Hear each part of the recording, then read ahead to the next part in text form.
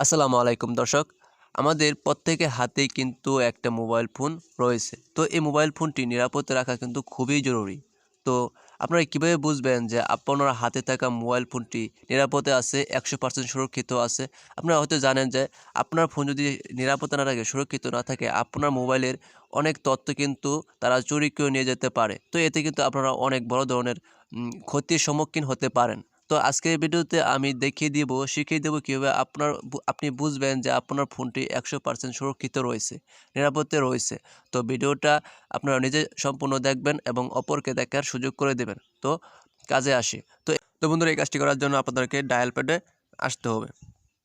তো ডায়াল প্যাডে এসে এখানে একটি কোড ডায়াল করতে হবে। এই কোডটি ডায়াল করলে আপনি বুঝতে পারবেন যে আপনার ফোনটি নিরাপদ আছে। তারপরে কিন্তু আমি আরেকটা সেটিং দেখিয়ে দেবো। সেটা কিন্তু আমাদের সম্পূর্ণ শিখতে হবে।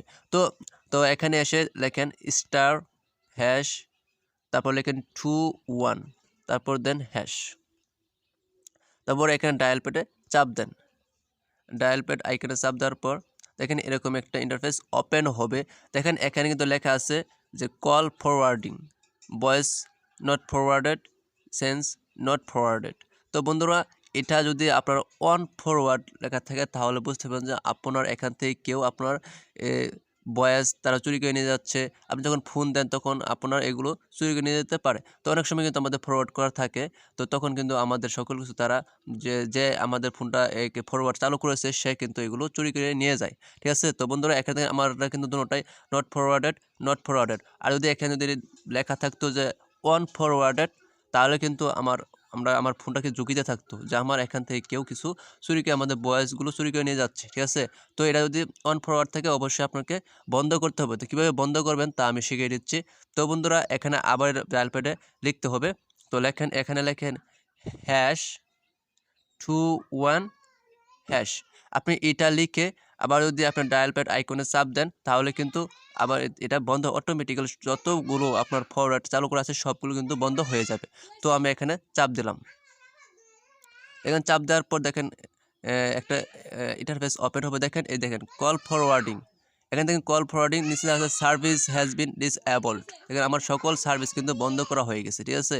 কল ফরওয়ার্ড এখন সকল ধরনের কল ফরওয়ার্ড বন্ধ হয়ে গেছে। তো এখন আর কেউ আমাদের এখান থেকে ভয়েস অথবা কোনো কিছু চুরি করে নিয়ে যেতে পারবে না। তো বন্ধু, আরেকটা আমাদের কাজ করতে হবে।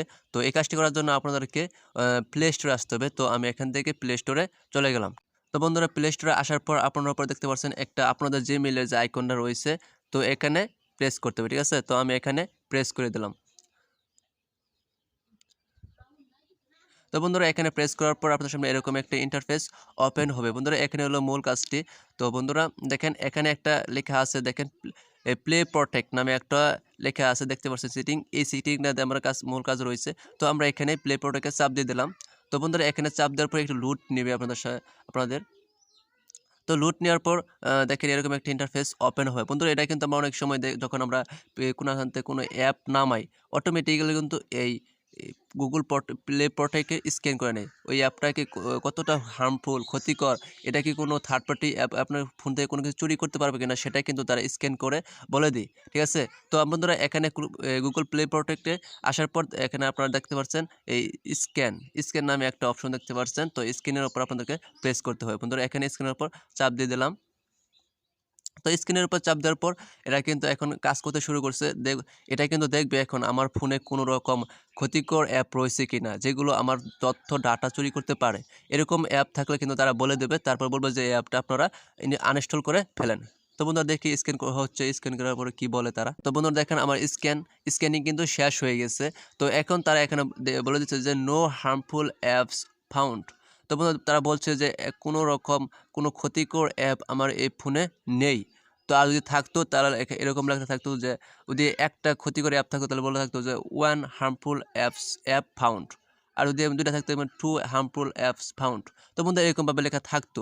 যদি আপনার ফোনে যখন আপনি এটা স্ক্যান করবেন তখন যদি কোনো রকম অ্যাপ শো করে, ক্ষতিকর অ্যাপ শো করে, সেটা আপনি কিন্তু আনইনস্টল করতেও তারা বলবে, সেটা আপনি আনইনস্টল করে ফেলবেন। তো বন্ধুরা, এটাই ছিল আজকে মূল ট্রিক্স। তো বন্ধুরা, এই কাজগুলো যদি এই 2টা কাজ যদি আপনার ফোনে আপনি সম্পূর্ণভাবে করে রাখেন অবশ্যই কিন্তু আপনার ফোনটা 100% নিরাপদে থাকবে।